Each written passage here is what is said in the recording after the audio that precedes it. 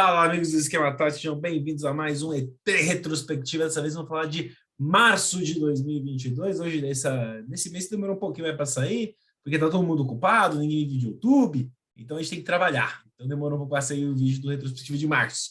Mas hoje comigo, e como quase sempre nesse segmento, está o Matheus Coutinho. Bem-vindo, Matheus. Salve. Vamos lá. Excelentes colocações iniciais. E caso você não conheça o Retrospectiva, a gente traz as principais notícias que aconteceram no mês e no final o Matheus escolhe qual foi a principal notícia do mês. Vai ser o clickbait, vai ser a chamada do vídeo. E antes da gente começar, siga a gente nas redes sociais, Facebook, Twitter. E vamos logo, Greg, solta a vinheta. Muito bem, já vou avisando, gente. Normalmente a gente tenta aqui segregar notícia boa de ruim para não misturar as coisas, mas assim, foi feito meio corrida essa segregação das notícias, então vai vir notícia boa e ruim. E como o próprio Matheus disse, vou deixar ele falar. O que vai ser hoje, Matheus? Montanha-russa de emoções, rapaz. Lá e cá o tempo todo. Isso aí, eu quero ver o quanto seu coração consegue mudar de sentimento em um curto período de tempo. E a gente já começa o mês que no dia 1º de março, a Adidas suspendeu o contrato de materiais esportivos com a Rússia. Que aí vamos várias e várias sanções ao longo desse tempo, mas o primeiro foi a Adidas ali aparecer e falar assim, não vou mais patrocinar essa seleção invasora. Segue aí na linha de várias sanções que a Rússia vem levando, né? A gente pode discutir a efetividade disso num contexto mais macro, mas eu acho que é um posicionamento da marca que talvez para eles faça mais sentido do que para mim a essa altura do campeonato, mas é um posicionamento interessante da Adidas aí que foi acabado seguindo por diversas outras marcas também, não só no campo futebolístico, mas também em todas as outras modalidades. Só você ver, por exemplo, a ASC mandou embora o Mazepin e a própria Uralcali, e já foi tarde, porque o cara era ruim pra cacete.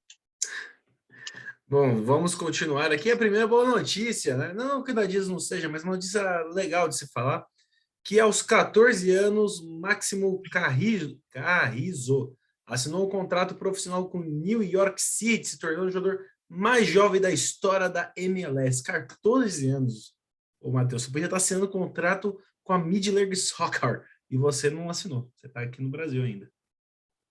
Pois é, né? Escolhas na vida. Com 14 anos eu ainda era um projeto de nadador. Não jogava tanta bola. Maravilhoso.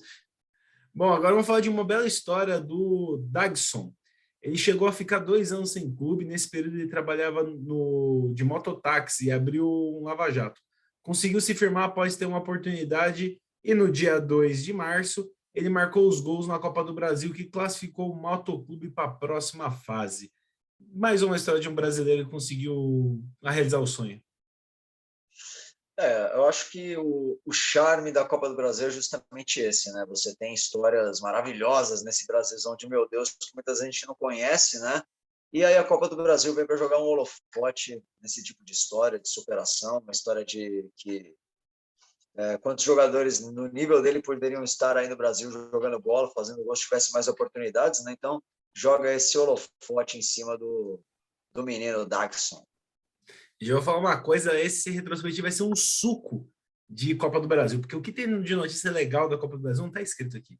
E a próxima é uma notícia que agradou a muitas pessoas, menos um torcedor do Tricolor Gaúcho. O Grêmio foi eliminado na primeira fase pelo Mirassol. Foi a primeira vez que o clube caiu na primeira fase da Copa do Brasil. O Mirassol que está acostumado a bater em time grande, né? Você, Fredão, sabe muito bem disso. E acho que o Grêmio é mais uma vítima, né, do ótimo trabalho que o Mirassol vem fazendo, não de agora, né, mas já é um time que se estruturou e vem construindo bons times, boas equipes para chegar bem em todos os campeonatos que disputa. Então, mais um bom exemplo da força que o futebol do interior de São Paulo mostra com frequência. Seria o Mirassol o novo moleque travesso? Não sei. Acho que difícil não. Responder. Bom, continuando, voltando para a história da Rússia, a UEFA doou 1 milhão de euros para ajudar crianças atingidas pela invasão na Ucrânia. Então, também a UEFA também começou a se posicionar no começo de março. Além disso, a eSports retirou do FIFA 2022 a seleção da Rússia e todos os times russos.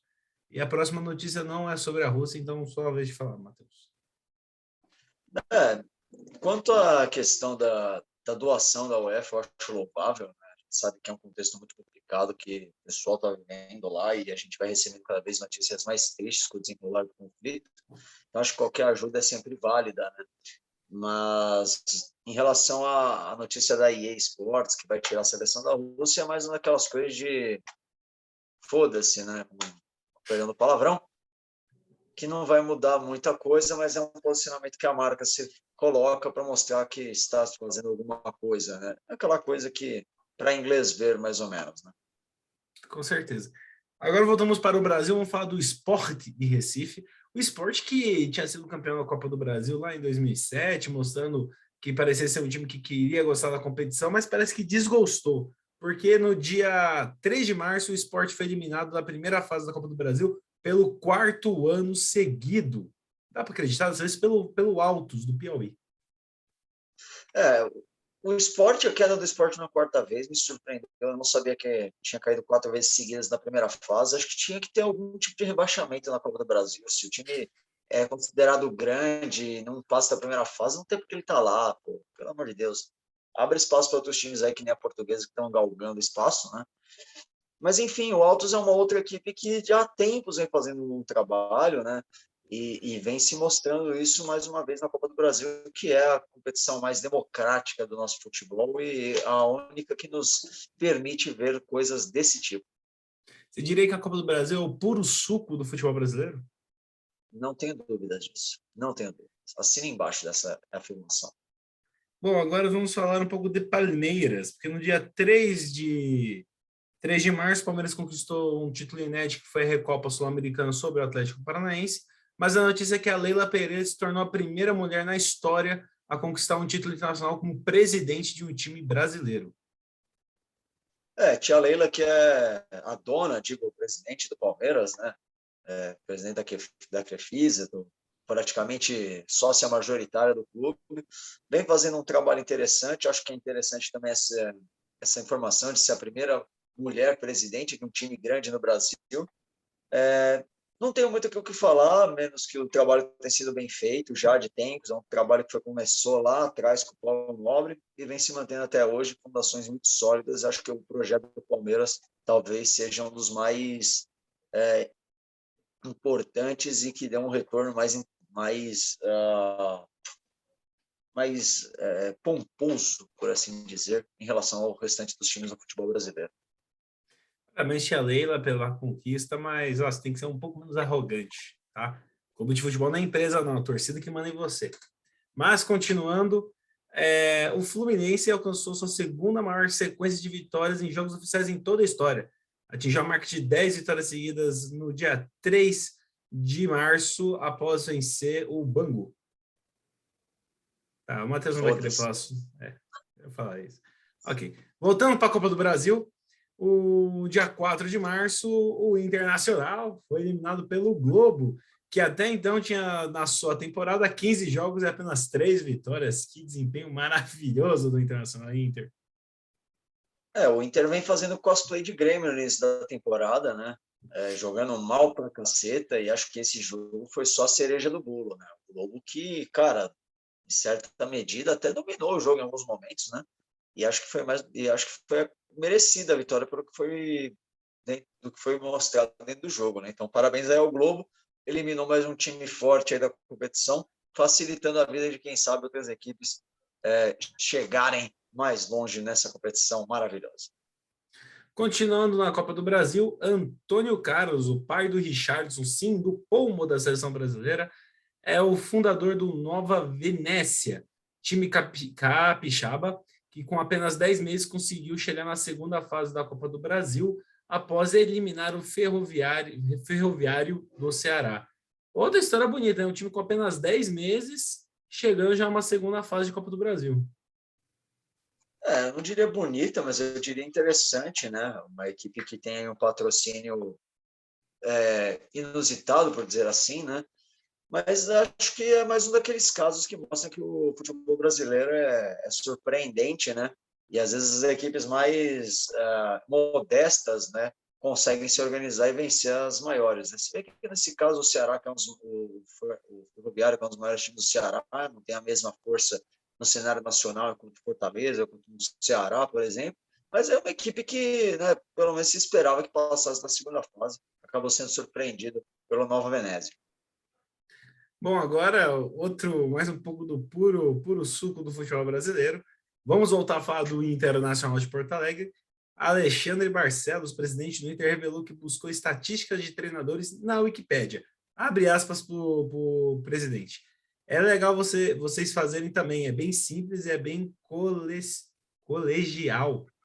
Sou do tempo da enciclopédia, que agora é Wikipédia. Pesquisei o nome deles e na Wikipédia eu olhei o aproveitamento deles nos clubes que passou. Nenhum deles teve aproveitamento melhor que o Medina teve até hoje. Então esse é o Centro de Inteligência e Pesquisa do Internacional, que é a Wikipédia. Muito bom. Assim, eu faço isso no FIFA, né? Então, quando eu vou contratar um cara, eu dou uma olhada, né, nos stats dele, não só na Wikipédia, mas também no SofaScore, no SoFIFA. Acho que aí fica a dica para o presidente do Inter também dar uma pesquisada, né? Então, que se eu faço isso, quem sou eu para falar mal do cara, né? Acho que a diferença é que eu faço no videogame, né? A torcida do Inter deve ter ficado no mínimo desesperada ouvindo uma coisa dessa. Com toda certeza. Bom, agora voltamos às notícias tristes, porque aí é uma coisa, um assunto bem pesado. No dia 6 de março, torcedores do Querétaro e do Atlas, times mexicanos, protagonizaram cenas mais tristes da história do futebol. Uma briga generalizada dentro do estádio que levou à morte de 17 pessoas. Vou pular aqui algumas notícias para chegar na parte da Federação Mexicana. A Federação Mexicana de Futebol anunciou as punições para o Querétaro por conta da briga generalizada nesse estádio. Briga não, né? Um massacre. Direito suspenso por 5 anos, diretoria suspensa por 5 anos, o estádio interditado por 1 ano, terá que jogar sem público por 1 ano, multa de R$ 360 mil, torcida organizada do Querétaro suspensa dos estádios por 3 anos como mandante e por 1 ano como visitante. Então essas foram as punições pelo horror que aconteceu no México. Eu acho que foi ridículo o tanto de punição, as punições brandíssimas que a federação colocou. Infelizmente, quando a gente tem alguma cena dessa,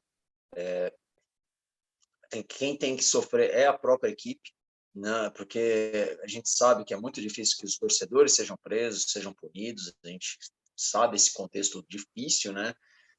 E ainda mais sabendo que os próprios seguranças do time facilitaram o transpasso, né, organizado do Querétaro para onde estava a torcida do Atlas, aí o time que tem que ser punido, na minha opinião, até com banimento, para que esse tipo de cena não se repita. Né? Infelizmente, uma cena duríssima de assistir, eu não recomendo que vocês busquem esses vídeos, são bem fortes, e dá para ver o desespero de diversas famílias correndo pelo campo, né? Então, um tema que me chocou muito e, sinceramente, eu nem gosto muito de falar, então nem vou me estender muito mais do que eu já me estendi em relação a esse tema. Eu acho que o Matheus já falou tudo, é algo lamentável e que, com certeza, o que foi especulado quando aconteceu isso, que era o banimento do Querétaro, devia ser feito e tinha que ser como exemplo para mostrar que isso nunca mais deveria acontecer. Pelo jeito, ainda a mensagem não chegou em quem deveria, que esse tipo de coisa é algo que deveria parar o futebol, para o futebol por não sei quanto tempo, porque não pode. Um esporte que tem como objetivo unir as pessoas, acaba acontecendo um negócio desse. Bom, gente, infelizmente é notícia do mês, né? A gente tem que não dá para passar batida dessa daí. Mas, continuando, no dia 7 de março, o Atlético Mineiro recebeu a proposta de R$ 1 bilhão do Grupo City, o que foi recusado pela diretoria atleticana. Você acha que 1 bilhão é pouco por 51% do Atlético Mineiro? Cara, eu acho que tem que. Eu não acho que seja pouco, mas talvez não fizesse sentido, né? Porque, cara, hoje o Atlético tem uma estrutura muito grande, muito forte, é um time que tem uma das maiores receitas do Brasil. Acho que a diretoria, quem analisou esse pedido de compra, essa oferta, tem muito mais dados do que a gente para ficar debatendo aqui no achismo de se vale a pena ou não. Mas eu, sinceramente, pensaria 2 vezes em fazer uma operação desse tamanho, né? Não só em relação ao preço, mas também em relação ao que eu vou ganhar enquanto dirigente, ou então enquanto mandatário da equipe ou também investidor da equipe, porque a gente sabe que o Atlético tem uma gama de investidores, principalmente a MRV, que estão, de certo modo, bancando os mecenas dessa nova fase do Atlético, inclusive com a construção do estádio, né? Então, isso tudo também deve ser pesado, não é uma coisa tipo preto no branco nesse aspecto. Concordo. Eu acho que você falou tudo. Aí eu acho que não tem nem que eu adicionar a sua fala. Mas, continuando, vamos falar de uma história muito bonita que aconteceu na Mid League Soccer, que a Liga Americana está aparecendo com ótimas notícias aqui. Em 2010, o jogador. Desculpem pelo sobrenome, é difícil de falar, de ler, não sou que nem o Matheus que consegue falar qualquer língua, então eu vou acabar falando errado sobre o sobrenome das pessoas, tá? Então, em 2010, o jogador Sasha Kleigestan foi em um hospital e presentear Chris Hergardt, sei lá como fala. Uma criança de 9 anos que lutava contra um câncer no fígado. Chris venceu o câncer, se tornou jogador profissional e 12 anos depois enfrentou o Sasha em um jogo pela Major League Soccer. Que história incrível que o futebol proporciona. Eu acho que essa notícia ela vem muito boa nesse momento. A gente estava um pouco pesado no vídeo, né? Falando da situação lá no México, mostra o quanto o futebol ele pode servir para unir as pessoas, para fazer coisas boas também, né? E não a barbárie que foi vista, né? Eu acho que são notícias como essa que, como usando o jargão das redes sociais, deixam o coração quentinho. E, cara, baita história, de fato. E eu não lembro, você sabe quanto é que terminou essa patifaria aí, esse jogo aí, essa peleja? Deixa eu ver se está descrito aqui. O jovem Chris joga pelo Charlotte que fala, né? Charlotte FC. E já veterano, o Sasha joga pelo Los Angeles Galaxy. E após o fim do jogo, o Los Angeles venceu o jogo por 1-0. Então, o veterano ainda venceu. Fez 1-0. Né? Bom, Venceu o maior time, né? Agora, exatamente. Apesar que nos Estados Unidos não tem time grande, né? Vamos lá, vamos convenhamos. Time grande dentro dos Estados Unidos, né? Vamos lá. Vamos falar do segundo melhor campeonato, terceiro melhor campeonato do futebol, que é a Champions League, porque a primeira é a Copa do Mundo, o segundo é a Libertadores. Então, chegando ao terceiro melhor campeonato do futebol da Champions League, o Lewandowski, o melhor do mundo seguido, marcou o hat-trick mais rápido em um jogo de toda a história da Champions League. Ele precisou de 23 minutos para meter 3 gols no poderoso Red Bull Salzburg, na goleada de 7-1, superando o italiano Marco Simone, que em 96 levou 24 minutos para marcar 3 gols no jogo entre Milan e Rosenborg. Cara, esse jogo e principalmente esse hat-trick me surpreenderam um bocado, porque o primeiro jogo tinha sido 1-1, com o Bayern até tomando pressão, né? Foi 1-1 fora os apavoro, né? Como Empate no dizem final por do aí. jogo. Exato. E, cara, o resultado de 7-1 foi absurdo, ainda mais com a velocidade dos gols do Lewandowski, que a gente já falou aqui várias vezes, é um monstro jogando bola, mas acho que ninguém esperava um resultado como esse numa fase dessa de Champions League, ainda mais tendo como contexto o primeiro jogo entre os dois, né? Com certeza. Continuando em Champions, vamos falar da vergonha que o PSG passou frente ao Real Madrid, tomando uma virada épica na Espanha. E o Mbappé se tornou o segundo, com aquele gol que ele fez lá, quando parecia que o PSG tinha matado o Real Madrid. O Mbappé se tornou o segundo jogador com mais gols na história do PSG, 57 gols, apenas atrás do Cavani, que tem 200. Mas acho que não passa, né? Ele vai ser no meio do ano, não passa o Cavani. O Cavani vai sendo o maior artilheiro. Eu acho que ele também não deve estar nem interessado em passar, né? Então, acho que fica aí o salvo o recorde do Cavani. E aí, só queria chamar a atenção para duas coisas, né? Como o PSG é pequeno, né? O maior jogador dos caras, o maior artilheiro, jogou esses tempos lá. Então, pô, não realmente parece que foi um time que foi fundado ontem, né? E segundo, cara, eu não sei, eu acho que foi mais vexatório esse resultado do PSG, porque do modo que ele foi construído, com um monte de peidada que o time dos caras fizeram, né? Porque perder para o Real Madrid é mais do que aceitável, né? Acho que às vezes é até natural. mas o surpreendente foi por conta dos gols como foram construídos, né? Com certeza. E o Benzema, com aquele hat-trick, se tornou o terceiro maior artilheiro da história do Real Madrid, passando de Stefano. Por ser argentino, eu fico feliz que o Benzema passou ele. Vou trazer umas notícias gerais dessa partida, tem muita coisa, e aí você comenta meio que tudo junto, senão a gente fica muito tempo nesse jogo aí. Também nesse jogo, desde que o Cristiano Ronaldo saiu do Real Madrid, o Messi não conseguiu mais fazer gol no time de Madrid, já são 9 jogos sem conseguir marcar, então parece que ele gostava mais de enfrentar o Real Madrid por causa do robozão, de ter ali um rival, do que contra o próprio Real Madrid em si.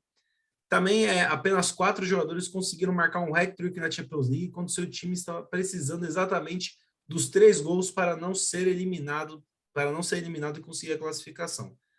Fora o Benzema, a gente tem o Van Persie contra o Olympiacos nas oitavas de 2014, o Cristiano Ronaldo contra o Wolfsburg nas quartas de 2016, o próprio Cristiano Ronaldo contra o Atlético de Madrid nas oitavas de 2019, e o Lucas, nosso brasileiro Lucas, contra o Ajax na semifinal de 2019. Então aí o Benzema está entrando para um grupo seleto. E para finalizar o suco desse jogo aí, o PSG só venceu 45% dos jogos, onde estava o teu Mbappé, Messi e Neymar como titulares. Muito dinheiro para pouco resultado, né? Filho. Acho que talvez o trio mais decepcionante do futebol da atualidade. Atualidade não, mas dos últimos anos. Eu acho que sim. Pelo que se esperava, eu acho que sim, mas eu acho que a culpa nem é só deles, não, cara. Eu acho que o treinador lá, o Pochettino, ele tem uma parcela bastante considerável dessa culpa aí. Com certeza. Pão quentinho mostrou que não é tão bom assim, não. E o Benzema, você quer fazer um comentário sobre ele? Monstro!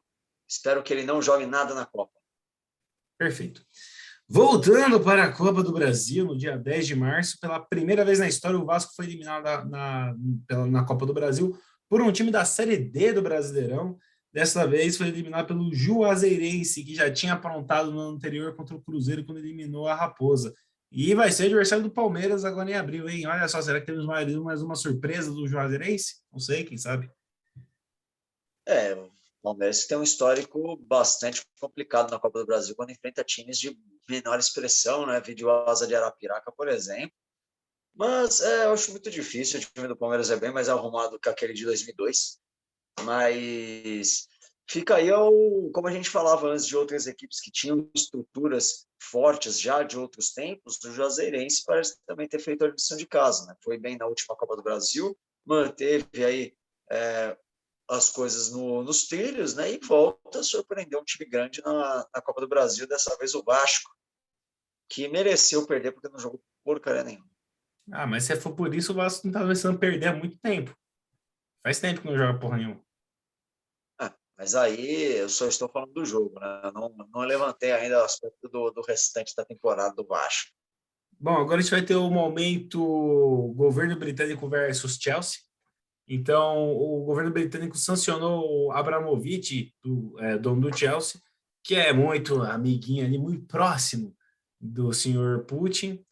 E o que acontece? Ele proibiu o clube de vender, contratar ou renovar contrato de jogadores, proibiu de vender qualquer produto como camiseta do time, proibiu vender ingressos apenas proibiu vender ingressos apenas quem tinha adquirido o card da temporada poderá ir aos jogos.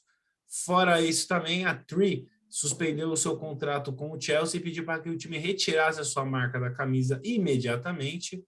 E eu acho que tem mais uma notícia assim, sim, por causa do Abramovich, o Chelsea teve suas contas bancárias congeladas temporariamente. Então, um momento que o Chelsea levou muita porrada de uma vez só. Foi um contexto bastante complicado, já era esperado desde o início da guerra entre Ucrânia e Rússia, né, que o Chelsea, pela ligação com o Abramovich, fosse sofrer. Ele até fez ali um primeiro movimento de se afastar da liderança do clube, justamente vislumbrando isso, e agora ele está colocando o time à venda, né? Eu não tenho certeza se a essa altura do campeonato, já em início de abril, as sanções continuam com o time, eu realmente não sei, mas o que a gente vê é que o Abramovich com certeza vai deixar o comando do Chelsea depois de uma era que dá para chamar de era de ouro da história do Chelsea, ganhando tudo mais de uma vez. Então, ele tem aí o seu lugar na história do clube, para o bem ou para o mal, mas escreveu seu nome aí dentro do clube e agora deixa de ser o Abramovich, que é um cara bastante controverso, né? Um cara que enriqueceu de maneira bastante controversa, antigo governador de uma gélida área na Sibéria, dentro da Rússia, fez sua riqueza a partir daí e, né, vem construindo aí um patrimônio gigantesco com o Chelsea. Vamos ver como é que vai se tornar agora a equipe nos próximos tempos. Mas tem uma coisa boa dessa história inteira, foi que essa tal de Tree pediu para que se suspendesse o patrocínio. Particularmente, achava aquele 3 no meio da camisa do Chelsea horrível. Então, espero que a Yokohama volte a patrocinar o Chelsea, que fez camisas muito bonitas nos últimos tempos. Maravilhoso.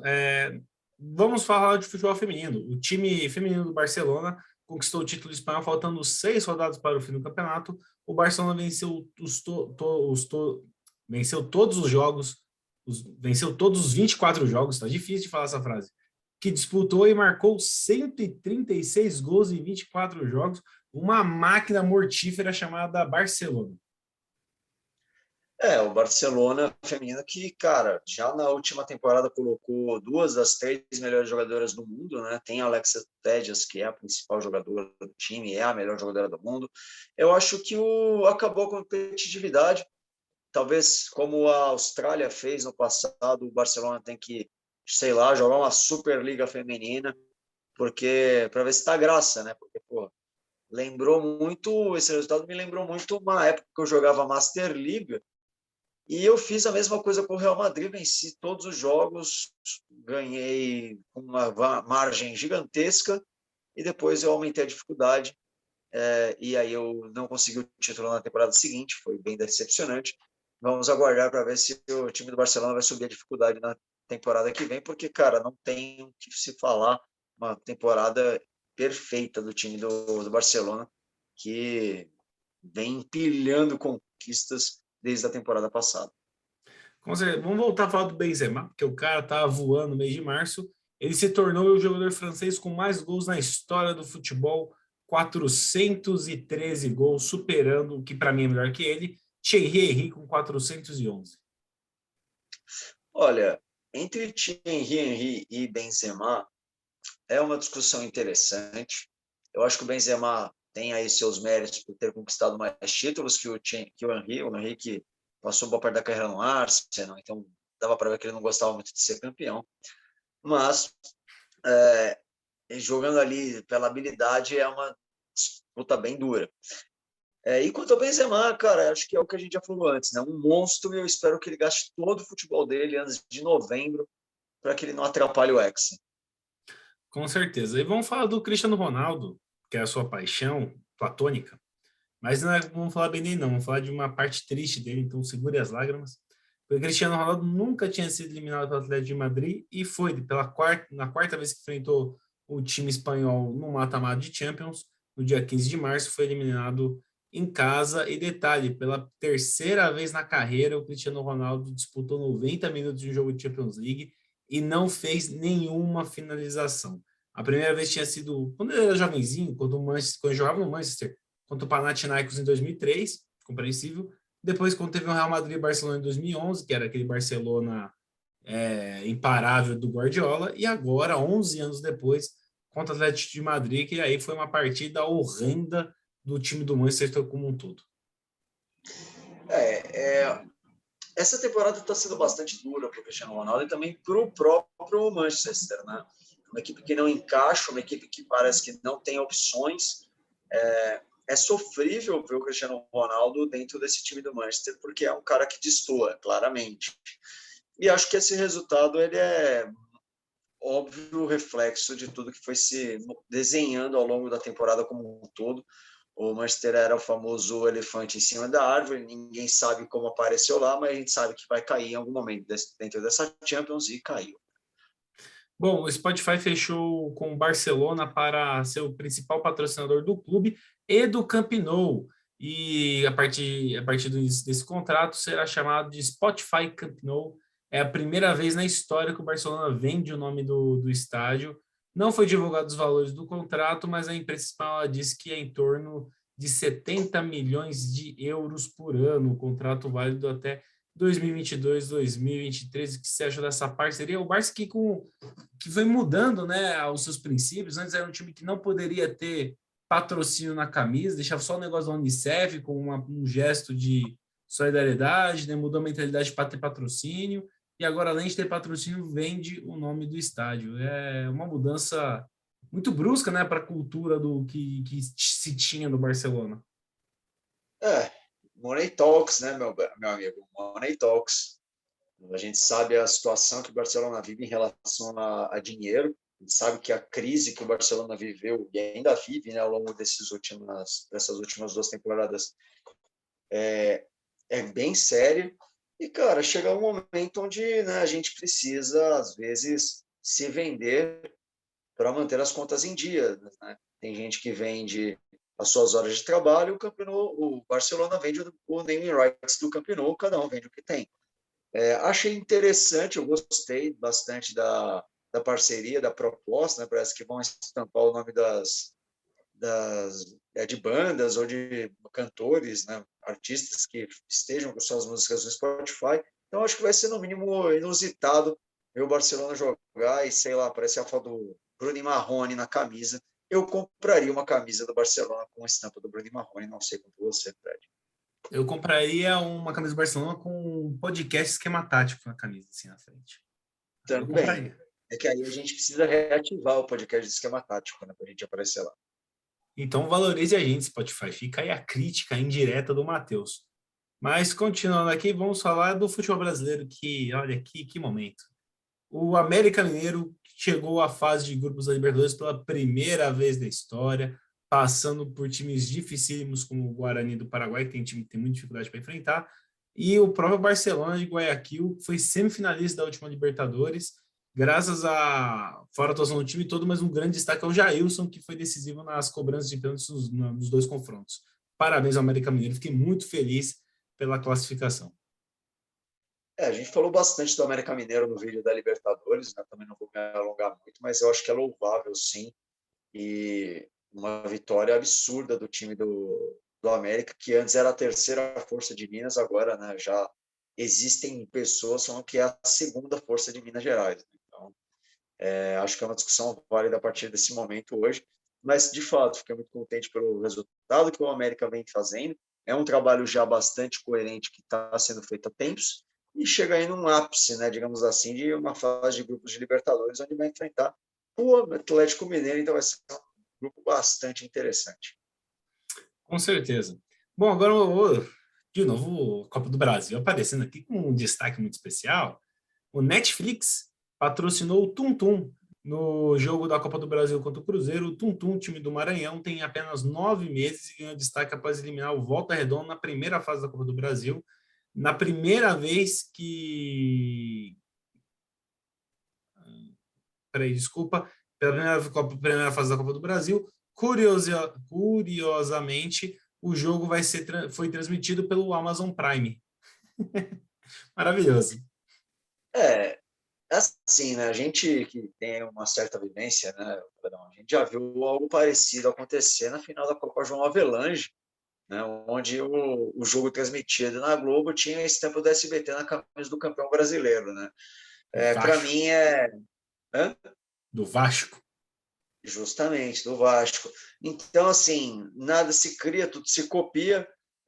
Então, tá aí o Netflix se utilizando de técnicas de Eurico Miranda desde os anos 90, mas o Tum Tum é aquelas histórias de Cinderela que a gente tem dentro da Copa do Brasil, né? Eliminou o Volta Redonda, que não chega a ser uma potência, mas era uma equipe que se esperava passar até pelo pouco tempo de história que o Tum Tum tem, né? E virou aí todo um personagem dentro da competição, né? Por conta do nome e também por conta desse patrocínio, no mínimo, interessante com o Netflix.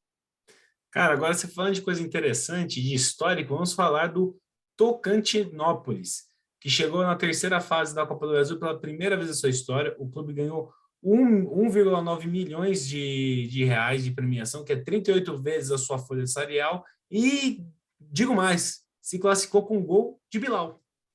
que dizer desse time maravilhoso? Eu não escutei a última parte, mano. Deu uma Que cortada. o jogador que fez o gol da classificação foi o Bilal. Ah, mas aí a quinta série que habita em mim vai saudar a quinta série que vive em você. Foi gol de cabeça do Bilal? Aí ia ser a mais, né? Ou foi paulado do Bilal?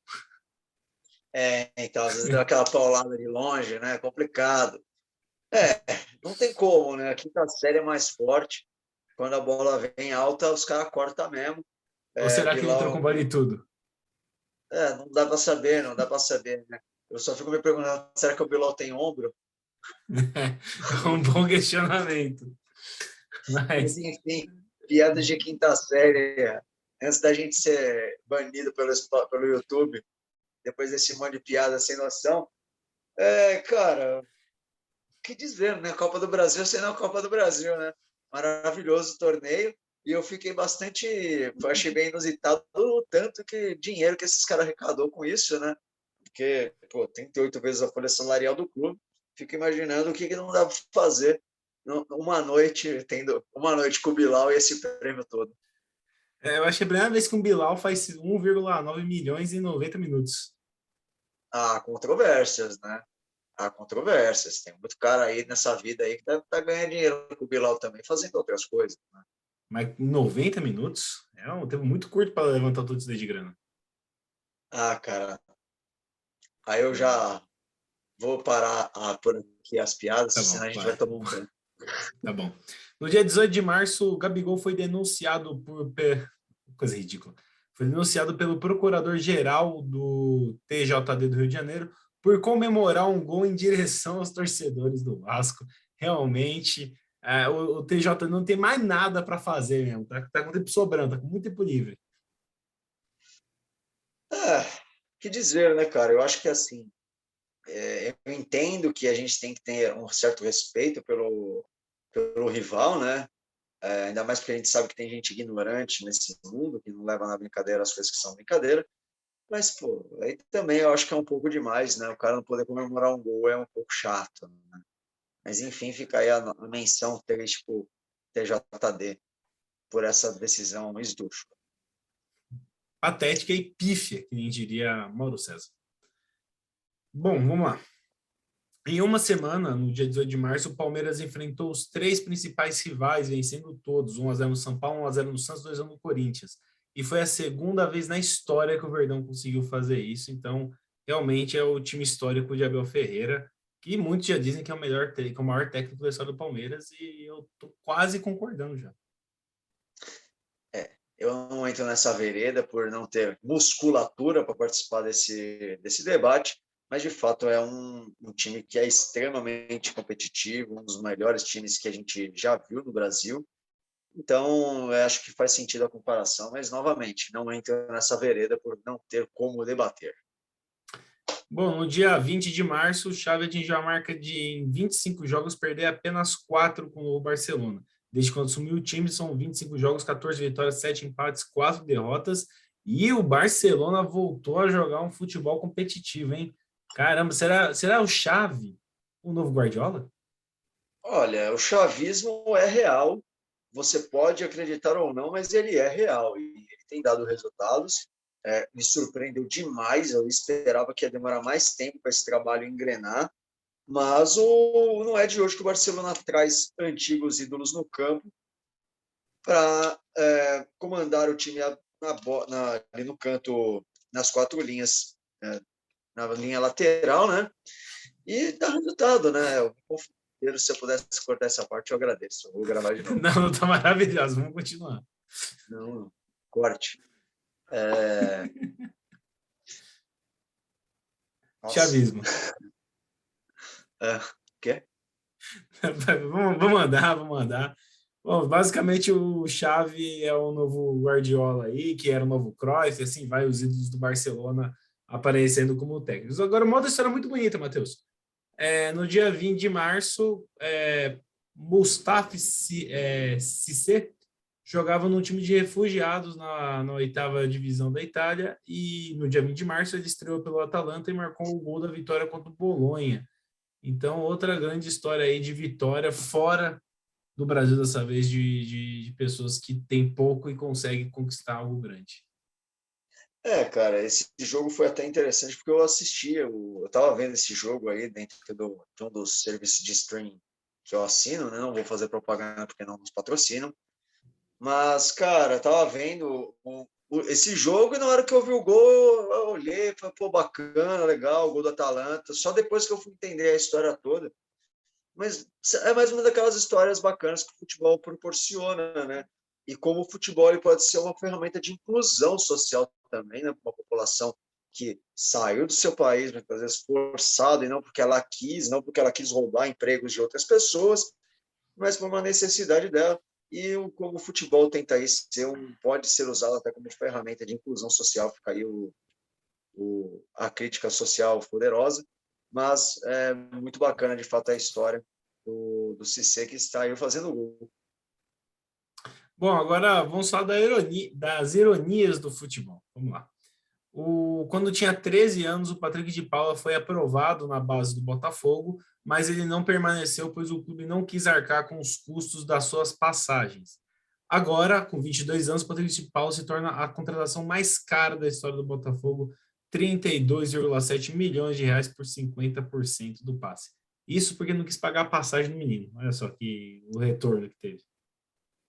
Veja, eu achei um custo muito alto para o Patrick de Paula. Falo isso, mas, enfim, né?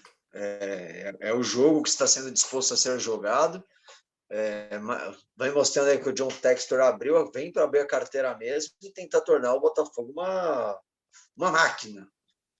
Vamos ver se vai dar certo, né? Mas acho que é um desembolso muito grande para um cara que você podia pagar, sei lá, R$ 300. Quanto é que tá a ponte aérea hoje? Ah, O mano, preço de por uma passagem aí. de ponte aérea. Aí que ele subiu o preço da Deve, gasolina e fica difícil, mas assim, quando ele tinha 13 anos, estava bem barato. não, então, podia ter gastado, sei lá, 500 conto na melhor e trazido o cara na ponte aérea. Desembolsou Não, uma boa grana, né? não, ele é carioca, ele podia ter. Era passagem de ônibus, nem da Ah, cidade. porra. Não, aí não, né, Botafogo? Aí não, né? Aí gastou 32 mil agora? Não. Errou feio, errou rude. Orgudaço. Bom, continuando, vamos falar um pouco do adulto Ney, né? Notícias. Nem não anda numa boa fase, né? Não começou bem o mês. Ele estava tendo, no dia 22 de março, ele estava tendo sua pior início de temporada em média de gols, apenas 2 gols em 7 jogos, média de 0,29, é a pior média da história da carreira dele. E também foi a primeira vez que ele disputou uma Champions League e não marcou gol. Então, foi um mês meio difícil para o Adulto Ney. No final tem um jogo da sessão que ele dá uma recuperada, mas vem sendo um ano difícil aí para o Adulto Ney, né?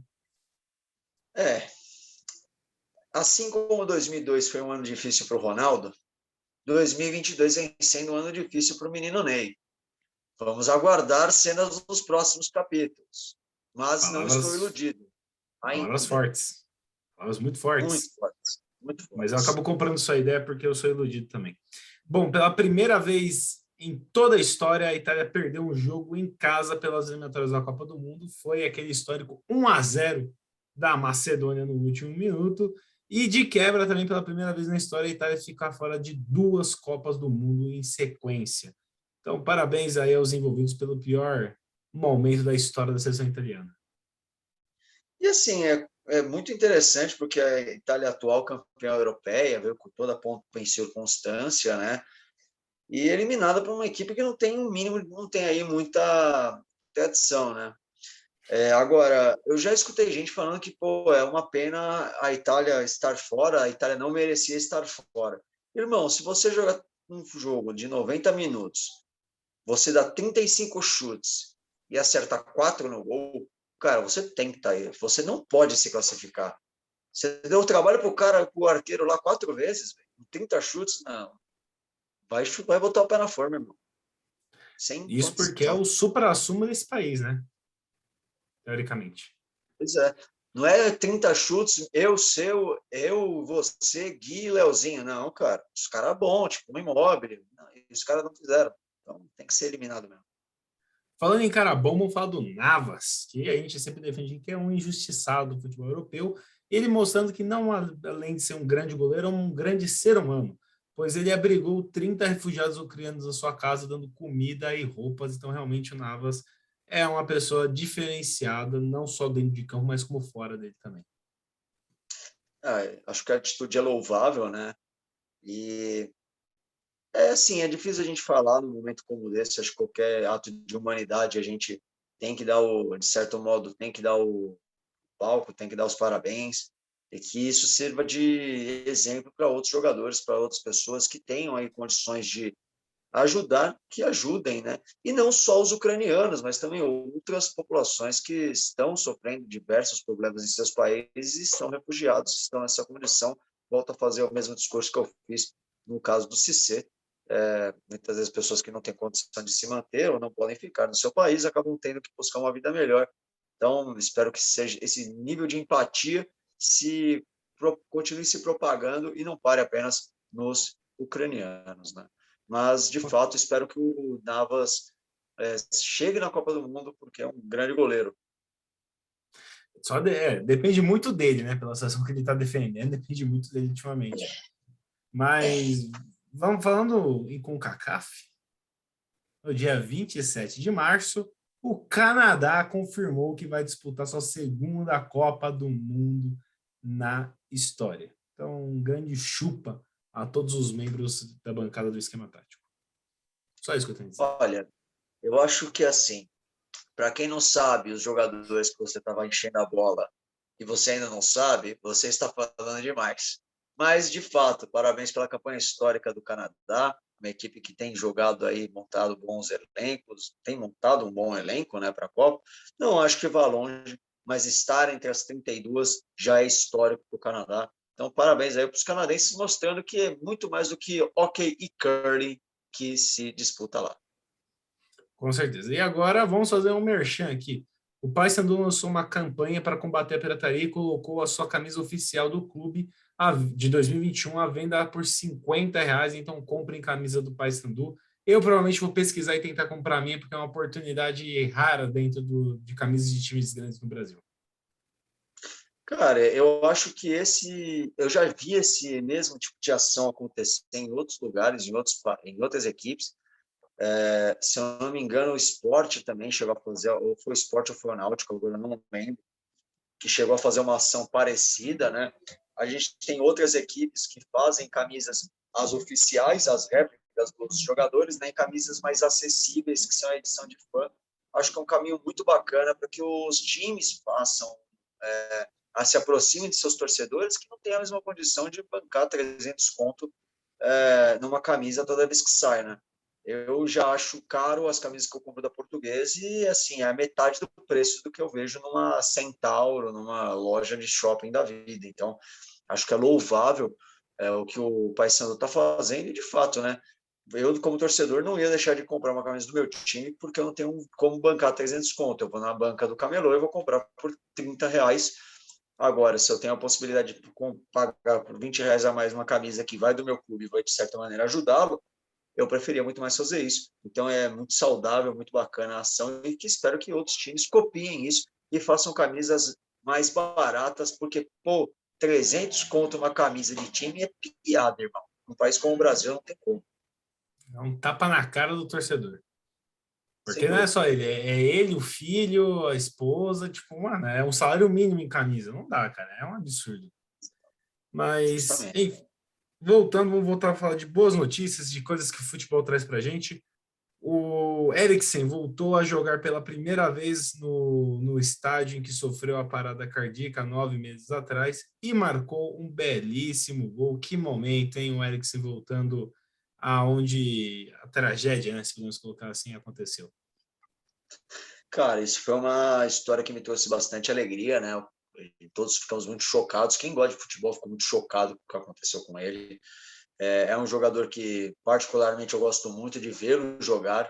Acho que é um cara que joga muito bem e tudo o que envolveu a carreira dele nesses últimos meses foi bastante complicado, não só para ele, mas para quem o acompanha, né? De não saber se vai continuar jogando, não vai jogar, não vai poder atuar na Itália, vai ter que ir para outro lugar. Teve uma mudança de time para o Brentford, que não era exatamente uma equipe que tem o mesmo protagonismo de uma Inter de Milão, mas um cara que merece aí, pelo futebol jogado e pela superação, pela história de superação que ele teve, merece voltar a jogar em alto nível e tem caminhado para isso. E o golaço que ele marcou é prova do que a gente está falando aqui. Momento de seleção brasileira. Vou mandar tudo de uma vez só daquele jogo da seleção brasileira para já fechar a seleção brasileira.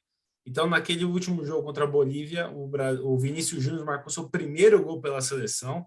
Espero que possa ser o primeiro de muitos na Copa também, né? Que é a partir da Copa de Deslanche. O Neymar, ele marcou também, ele tem um aproveitamento de mais participação em gols do que jogos pela seleção. Então, gosto muito do Neymar com a camisa da seleção, porque ele sempre é decisivo. Também a seleção brasileira é a primeira vez, a seleção brasileira é a primeira da história a conquistar 45 pontos nas eliminatórias sul-americanas para a Copa do Mundo e de quebra, pela primeira vez na história, o Brasil venceu 3 jogos seguidos por 4-0. Se isso não são sinais do Hexa, eu não sei o que é. Assim, pode reclamar, pode xingar, pode falar um bolão em relação a essa seleção, mas falar que esse grupo não tem condição de chegar na Copa e ser campeão, eu não aceito. É uma equipe extremamente forte, extremamente competitiva, porque venceu a Bolívia, porque não sei o quê. Os caras ficam aí na Europa batendo na Andorra e a Macedônia do Norte, quer dizer, nem todo mundo bate na Macedônia do Norte, né? Tem umas seleções aí que nem isso fazem. E o pessoal passa pano, né? Fala, não, pô, mas veja bem. E aí, quando é a Bolívia que tem mais... e aí quando tem a Bolívia que tem mais história que Gibraltar, os caras acham ruim que a gente compare, né? Enfim, eu espero nada mais além do Hexa dessa seleção, estou sim iludido, espero que ganhe e já gostaria, e estou contando as horas para mandar um chupa haters depois do título. Bom, agora vamos para a penúltima notícia. No dia 30, no último dia de março, 91.553 pessoas estiveram no Camp Nou para assistir Barcelona e Real Madrid pela Champions League feminina. É o recorde de público mundial na história do futebol feminino. 91.553 pessoas. Incrível, né? Como o futebol feminino finalmente está tendo espaço, né? Cara, eu acho que é sintomático, né? Quanto mais espaço vai se dando para o futebol feminino a nível global, mais números como esse vão aparecendo, né? Acho que é natural que quanto mais atenção se dê, mais atenção receba. É uma modalidade, se é que a gente pode chamar dessa maneira, né? Colocá-la como uma modalidade que tem ganhado cada vez mais atenção merecidamente.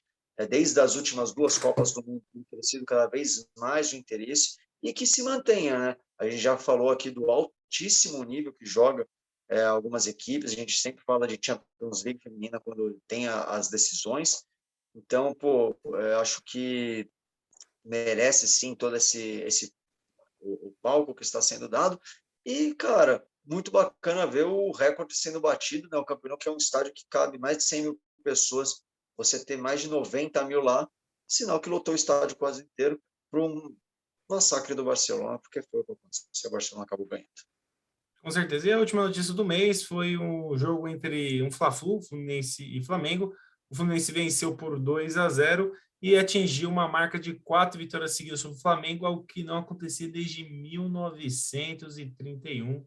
Então, o Abelão aí dando uma sapatada no Flamengo. E nem vou contar o que aconteceu em abril, porque você vai ficar a próxima retrospectiva. Foi lindo, cara. Até tomou um vinho depois. Sim, sem dúvida. Eu vou falar isso, no máximo isso, em relação ao Fluminense. Então, tá bom. Então, vamos aí, Matheus, para você, qual foi a grande notícia do mês de março? Aquela que tem que ser o clickbait, aquela que merece mais aplausos. E teve muita notícia boa. Copa do Brasil que não faltou. Não, cara, eu acho que por muito tempo eu pensei em colocar o gol do Bilal como clickbait, né? Acho que a piada é bem pronta. Mas eu vou decepcionar a minha quinta série interior e eu vou colocar o resultado do Canadá chegando na Copa do Mundo, para sua alegria, para que você fique felizinho, mas também porque, cara, eu acho que é histórico e eu acho bacana. Eu gosto muito de quando essas seleções aleatórias atingem a Copa do Mundo, inclusive no FIFA 2010, eles fizeram aquela versão da Copa do Mundo, eu joguei as eliminatórias com o Canadá e eu não consegui a classificação, então parabéns aí para o Canadá, que foi melhor que eu, sendo o próprio Canadá. Olha, não tem nem mais o que dizer depois dessa incrível história. Então é isso, gente. Se vocês gostaram do vídeo, deixa o like, comentem para vocês qual foi a principal notícia do mês. Parabéns, Canadá. Vou torcer muito para que vocês cheguem no máximo até o Brasil, que vai ser numa final, possivelmente. Então, um abraço aí. Porque não dá para torcer contra o Brasil, né? Então, Ok, eu vou torcer para o Canadá até ele chegar no possível Brasil. Até lá, vou torcer para vocês irem longe. Mas é isso. Deixa o justo. like, deixa o curtir no vídeo, deixa o comentário. E é isso, Canadá. Parabéns por ser melhor do que o Matheus sendo vocês. Falou.